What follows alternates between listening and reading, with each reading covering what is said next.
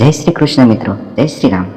જેઠ મહિનો આવી ગયો છે, તો આજે હું તમને જેઠ મહિનામાં સાંભળવામાં આવતી એવી એક સુંદર અને પ્રેરણાદાયક વાર્તા કથા કહું છું.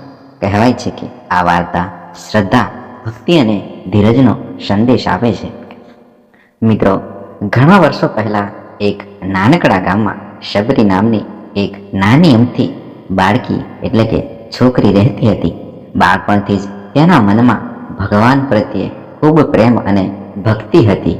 તે રોજ વહેલી સવારે ઉઠીને ભગવાનનું સ્મરણ કરતી, જંગલમાંથી ફૂલો લાવતી અને ભક્તિભાવથી પૂજા કરતી, ભગવાનની સેવા ખૂબ કરતી. મિત્રો, પછી સમય જતાં શબરી ધીરે ધીરે મોટી થવા લાગી, પરંતુ તેનું રૂપ અન્ય છોકરીઓ જેવું આકર્ષક ન હતું. તે શરીરે થોડી સ્થૂળ હતી અને તેના દેખાવને કારણે ગામના લોકો ઘણીવાર તેની ખૂબ મજાક ઉડાવતા હતા. ઘણા લોકો તેની સાથે વાત કરવાનું પણ ટાળતા હતા. શબરીને આ વાતથી ખૂબ જ દુઃખ થતું હતું, છતાં તેણે ભગવાન પ્રત્યેની પોતાની ભક્તિ ક્યારેય ઓછી થવા દીધી નહીં. એક દિવસ તેણે ભગવાનને કહ્યું, પ્રાર્થના કરી, હે ભગવાન, બધા લોકો મને મારા રૂપથી ઓળખે છે, પરંતુ તમે તો મારા મનની પવિત્રતા જાણો છો. મને એટલી શક્તિ આપો કે હું જીવનની દરેક મુશ્કેલીઓ, સંકટો આસાનીથી સહન કરી શકું. શબરીના માતા પિતા તેને ખૂબ ચાહતા હતા, ખૂબ વાલ કરતા, પ્રેમ કરતા, પરંતુ તેઓ પણ તેની ચિંતા ખૂબ કરતા. દીકરી મોટી થઈ રહી હતી, પરંતુ કોઈ તેના લગ્ન માટે તૈયાર થતું ન હતું. ગામમાં જ્યાં પણ વાત કરવામાં આવતી, લોકો જોઈને કોઈ બહાનો બનાવીને ના પાડી દેતા, લગ્ન કરવાની ના પાડી દેતા. પછી સમય પસાર થતો ગયો. એક દિવસ માતા પિતાએ વિચાર્યું કે હવે દીકરી માટે યોગ્ય જીવનસાથી શોધવો જ જોઈએ. તેઓ અનેક લોકો પાસે ગયા, સગા સંબંધીઓ પાસે ગયા, પંડિતોને મળ્યા અને મદદ પણ માંગી, પરંતુ દરેક જગ્યાએ નિરાશા ને નિરાશા જ મળતી રહી. શબરી આ બધું જોઈને પણ હિંમત હારતી ન હતી. તે હંમેશા કહેતી, જે ભગવાને મને જન્મ આપ્યો છે તે જ મારા માટે યોગ્ય માર્ગ પણ બનાવશે. એક દિવસ દૂરના ગામમાંથી એક યુવાન વિશે ખબર પડી. વાતચીત આગળ વધી, આખરે લગ્ન નક્કી થયા. શબરીના માતા પિતાની ખુશીઓનો પારો ન રહ્યો. તેમણે સાદાઈથી લગ્નની તૈયારીઓ શરૂ કરી દીધી અને લગ્નનો દિવસ નજીક આવ્યો. થોડા સગા સંબંધીઓ અને ગામ લોકોની હાજરીમાં લગ્નની વિધિ પૂર્ણ થઈ. શબરીએ ભગવાનનો આભાર માન્યો અને નવા જીવનમાં પ્રવેશ કર્યો. નવું જીવન જીવવા લાગી. પરંતુ લગ્ન પછી જ્યારે કેટલાક લોકોએ ફરી તેના રૂપ વિશે ટિપ્પણીઓ, કમેન્ટ કરવાની શરૂ કરી દીધી, ત્યારે શબરીએ કોઈ જવાબ આપ્યો નહીં. તેણે પોતાના સારા સ્વભાવ, સેવા અને પ્રેમથી બધાનું દિલ જીતવાનું નક્કી કર્યું. દિવસો પસાર થતા ગયા, સમય વીતતો ગયો. શબરી ઘરના દરેક સભ્યની સેવા કરતી, સૌનો આદર કરતી અને ભગવાનનું સ્મરણ કરતી રહેતી. ધીમે ધીમે તેના સાસરિયા અને ગામના લોકો સમજી ગયા કે સાચી સુંદરતા ચહેરામાં નહીં, પરંતુ મનની સચ્ચાઈ અને સારા ગુણોમાં હોય છે. જે લોકો પહેલા તેની મજાક ઉડાવતા હતા, તે જ લોકો હવે તેના વખાણ કરવા લાગ્યા. શબરીએ પોતાના જીવનથી સૌને શીખવ્યું કે ભગવાનની ભક્તિ, સારો સ્વભાવ અને ધીરજ માણસને સાચો માન સન્માન અપાવે છે. આ રીતે શબરીનું જીવન સુખ, શાંતિ અને ભક્તિથી ભરાઈ ગયું. તેની વાર્તા આપણને શીખવે છે કે બહારનું રૂપ નહીં, પરંતુ અંદરની સુંદરતા અને ભગવાન પ્રત્યેની શ્રદ્ધા જ જીવનને સફળ બનાવે છે. ફેરફાર કરીને સરળ અને લાંબી ભાષામાં શબરી ખૂબ ગભરાઈ ગઈ.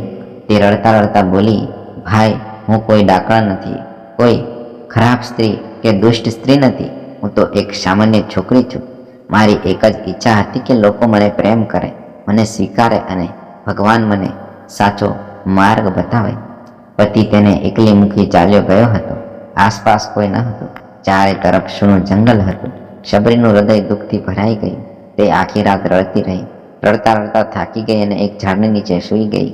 સવારે જ્યારે તેની આંખ ખુલી ત્યારે સામે એક વૃદ્ધ ઋષિ મહાત્મા ઊભા હતા. તેમના ચહેરા પર કરુણા અને દયાનો પ્રકાશ હતો. તેમને પ્રેમથી પૂછ્યું, દીકરી, તું આ જંગલમાં એકલી કેમ બેસી રહી છે? તારી આંખોમાં આટલા બધા આંસુ કેમ આવે છે? સબરી ફરી રડી પડી. તેણે પોતાના જીવનની આખી વાત ઋષિને કહી સંભળાવી. મહારાજ, લોકો મને મારા રૂપના કારણે પસંદ કરતા નહોતા. પછી મારા લગ્ન થયા, પરંતુ મારા પતિએ પણ મને સ્વીકારી નહીં. મને અહીં એકલી છોડી જ દીધી. હવે હું ક્યાં જાઉં? મારો કોઈ નથી. ઋષિ મહાત્માએ તેની વાત ધ્યાનથી સાંભળી. તેમના હૃદયમાં સબરી માટે ખૂબ દયા જાગી. તેમને કહ્યું, દીકરી, જીવનમાં ક્યારેય નિરાશ ન થવું જોઈએ. ભગવાન દરેકની પરીક્ષા લે છે. આજે તું દુઃખમાં છે, પરંતુ એક દિવસ તારી ભક્તિનું ફળ તને 100% જરૂર મળશે. સબરીએ હાથ જોડીને વિનંતી કરી, મહારાજ, મને તમારી શરણમાં રાખો. હું તમારી પુત્રી બનીને રહીશ, તમારી સેવા કરીશ, આશ્રમનું કામ કરીશ અને ભગવાનની ભક્તિમાં જીવન પસાર કરીશ. ઋષિ મહાત્માએ તેને આશ્રય આપ્યો અને પોતાના આશ્રમમાં લઈને ગયા. પણ કેટલાક લોકો આ વાતથી ખુશ ન હતા. તેઓ કહેતા, આ છોકરીને આશ્રમમાં કેમ રાખી છે? પરંતુ ઋષિ મહાત્માએ કોઈની વાત સાંભળી નહીં. તેમણે કહ્યું, ભગવાનની નજરમાં બધા સમાન છે. ભક્તિ માટે કોઈ ઊંચ નીચ નથી. તે દિવસથી સબરી આશ્રમમાં રહેવા લાગી. દરરોજ વહેલી સવારે ઉઠતી, નદી કિનારે જતી, આશ્રમની સફાઈ કરતી, રસ્તામાં પડેલા કાંટા દૂર કરતી અને પછી ભગવાનની પૂજા કરતી. તેના જીવનનો એક જ ધ્યેય હતો, ભગવાનનું સ્મરણ. દિવસો મહિનાઓ વર્ષોમાં બદલાતા ગયા. સબરીની ભક્તિ દિવસે દિવસે વધતી ગઈ. તે રોજ ભગવાનને પ્રાર્થના કરતી, હે પ્રભુ, મને તમારા દર્શન ક્યારે આપશો? હું રોજ તમારી રાહ જોઉં છું. એક દિવસ ઋષિ મહાત્મા વૃદ્ધ થઈ ગયા હતા. તેમણે સબરીને બોલાવીને કહ્યું, દીકરી, એક દિવસ હું આ દુનિયા છોડીને જતો રહેવાનો છું, પણ તું દુઃખી ન થતી. તારી ભક્તિ વ્યર્થ નહીં જાય. ભગવાન તારા પ્રેમથી પ્રસન્ન છે. એક દિવસ તેઓ ચોક્કસ તને દર્શન આપશે. આ શબ્દો સાંભળીને સબરીની આંખોમાં આંસુ આવી ગયા. તેણે કહ્યું, મહારાજ, તમે જ મારા માતા પિતા છો. તમારા વગર હું કેવી રીતે રહીશ? ઋષિએ પ્રેમથી કહ્યું, ધીરજ રાખ. ભક્તનું ક્યારેય અહિત થતું નથી. ભગવાન પોતાના ભક્તને ક્યારેય ભૂલતા નથી. તું ફળ ફૂલ લાવતી રહેજે, ભગવાનની સેવા કરતી રહેજે અને વિશ્વાસ ક્યારેય ન છોડતી. તે પછી સબરી દરરોજ જંગલમાં જઈને મીઠા ફળો વેણતી, ફૂલો ભેગા કરતી અને ભગવાનને અર્પણ કરતી. તે મનમાં એક જ આજ્ઞા રાખતી હતી કે એક દિવસ તેના પ્રિય પ્રભુ જરૂર આવશે, મને દર્શન આપશે અને તેની ભક્તિને સ્વીકારશે. આ રીતે સબરીનું જીવન ભક્તિ, ધીરજ અને ભગવાન પ્રત્યેના અખંડ વિશ્વાસમાં પસાર થવા લાગી. ફેરફાર કરીને સરળ અને પ્રવાહિત ભાષામાં ઋષિ મહાત્માએ સબરીને કહ્યું, દીકરી, ક્યારેય નિરાશ ન થતી. મહાત્માની સેવા કરતી રહેજો, ભગવાનનું નામ લેતી રહેજે અને ધીરજ રાખજે. એક દિવસ પ્રભુ જરૂર તને દર્શન આપશે, તને મળવા આવશે. સબરીએ ગુરુના વચનને પોતાના જીવનનો આધાર બનાવી લીધો. તે દરરોજ વહેલી સવારે ઉઠતી, આશ્રમની આસપાસ બધે સફાઈ કરતી, રસ્તામાં પડેલા કાંટા અને પથ્થરો દૂર કરતી, જેથી કોઈ સાધુ સંતને ચાલવામાં મુશ્કેલી ન પડે, તકલીફ ન પડે. પછી ભગવાનનું નામ સ્મરણ કરીને પોતાની નાની ઝૂંપડીમાં બેસી જતી અને ભક્તિમાં લીન થઈ જતી.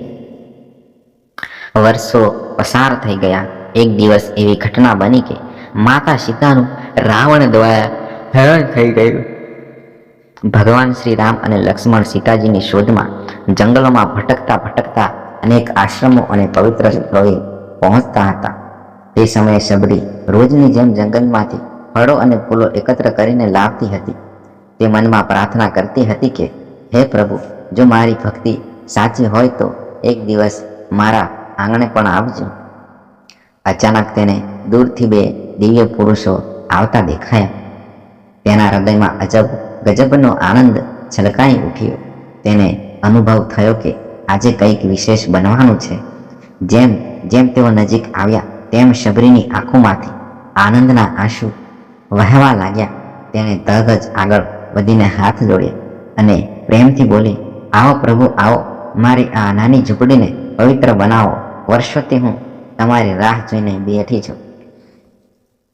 ભગવાન શ્રી રામ અને લક્ષ્મણ શબરીની ઝૂંપડી સુધી આવ્યા. શબરીએ પ્રેમપૂર્વક ફૂલો પાથર્યા, આસાન તૈયાર કર્યું અને પોતાના હાથે લાવેલા ફળો પ્રભુ સમક્ષ અર્પણ કર્યા. ભક્તિના ભાવથી ભરાયેલા શબરીના આંસુ જમીન પર ટપ ટપ પડતા હતા. તે આંસુઓમાં પ્રેમ, સમર્પણ, વર્ષોની રાહ સમાયેલી હતી. ભગવાન શ્રી રામે શબરી તરફ કરુણાભરી નજરે જોયું અને કહ્યું, શબરી, તારી ભક્તિથી હું ખૂબ જ પ્રસન્ન છું. તું વર્ષો સુધી મારી રાહ જોતી રહી, સેવા કરતી રહી અને વિશ્વાસ જાળવી રાખ્યો. આજે હું તારી ભક્તિને સ્વીકારવા આવ્યો છું. આ શબ્દો સાંભળીને શબરી ભાવ વિભોર થઈ ગઈ. તેને હાથ જોડીને કીધું, હે પ્રભુ, આજે મારું જીવન ધન્ય ધન્ય થઈ ગયું છે. મને બીજું કશું જ નથી જોઈએ, કંઈ નથી જોઈતું. તમારા દર્શનથી જ મારા બધા દુઃખ દૂર થઈ ગયા. ભગવાને તેને આશીર્વાદ આપ્યા અને કહ્યું, સાચા મનથી કરેલી ભક્તિ ક્યારેય વ્યર્થ જતી નથી. તે ભક્ત પ્રેમ અને શ્રદ્ધાથી ભગવાનને યાદ કરે છે, તેની સાથે પાસે ભગવાન જરૂર જાય છે, પહોંચે છે, આવે છે. શબરીએ આંખો બંધ કરીને પ્રભુના ચરણોમાં પોતાનું મન અર્પણ કરી દીધું. તેની ભક્તિનું ફળ તેને પ્રાપ્ત થયું અને તેનું જીવન સફળ ધન્ય થઈ ગયું. મિત્રો, શબરીની આ કથા આપણને શીખવે છે કે ભગવાન સુધી પહોંચવાનો માર્ગ ભક્તિ, ધીરજ અને વિશ્વાસથી ભરેલો છે. જે વ્યક્તિ સાચા હૃદયથી ભગવાનનું નામ સ્મરણ કરે છે, તેના જીવનમાં એક દિવસ જરૂર કૃપા વરસશે. કહેવાય છે કે જેઠ મહિનામાં આ કથા ભક્તિભાવથી સાંભળવાથી મનમાં સકારાત્મકતા આવે છે, ભગવાન પ્રત્યેનો વિશ્વાસ મજબૂત બને છે અને જીવનમાં ધીરજ રાખવાની પ્રેરણા મળે છે. જય